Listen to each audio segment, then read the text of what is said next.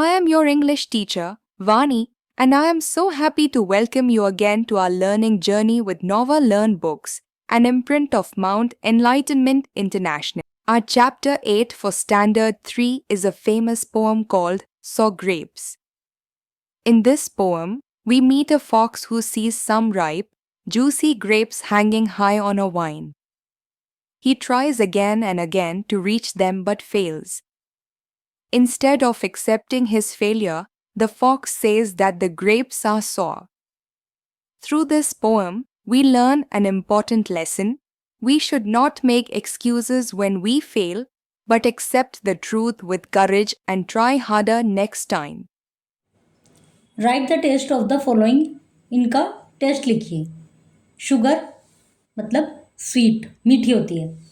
समोसा नमकीन होता है, सॉल्टी। टैमरिन, टैमरिन कहते हैं इमली को, खट्टी मीठी होती है। Sweet and sour. लेमन कहते हैं नींबू, खट्टा होता है, sorry.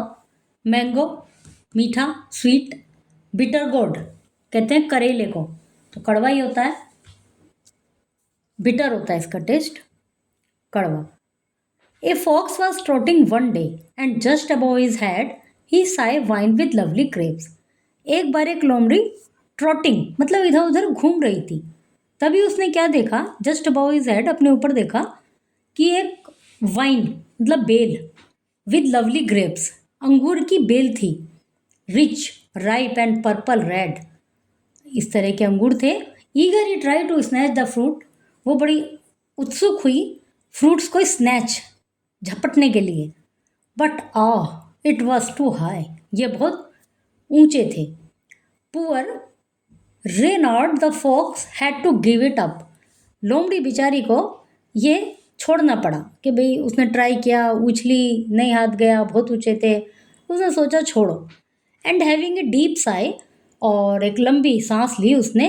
He curled his nose and said, अपनी नाक को सिकोड़ते हुए उसने कहा, dear me, I would not waste an hour, मुझे इनके ऊपर इतना समय, 1 घंटा नहीं वेस्ट करना चाहिए। Upon such mean and common fruit, इतने कॉमन साधारण से फ्रूट हैं, इतने बेकार फ्रूट हैं ये।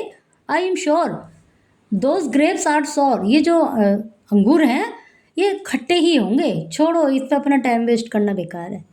Dear students, we have completed today's poem. Always remember, honesty and positive thinking make us strong. Never blame others or make excuses, keep trying with confidence. I am proud of you all. See you tomorrow with another interesting lesson.